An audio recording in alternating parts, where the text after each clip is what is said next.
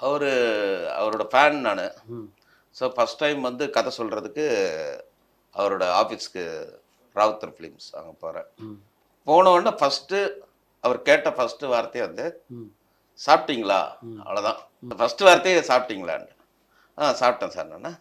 வேற ஏதாச்சும் அதாவது வந்தவன வந்து எடுத்த உடனே கதை சொல்லுங்க அப்படின்லாம் இல்லாம, ஏதாவது அப்படி அந்த மாரி தான் வந்து கதை கேட்டாரு. அது வந்து ஒரு பொலிட்டிக்கல் சம்மந்தப்பட்ட ஒரு கதை.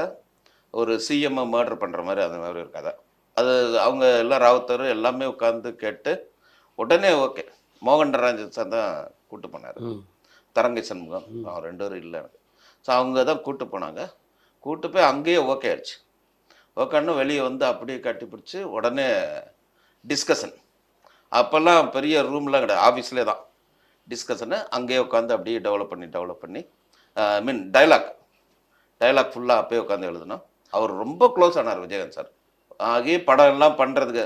அது சில சக்திகள் வந்து அவர நெருங்க விடாம அவர் கூட நம்ம இப்ப ரொம்ப க்ளோஸா டக்குன்னு ரொம்ப க்ளோஸ் ஆயிட்டாரு. ஆ.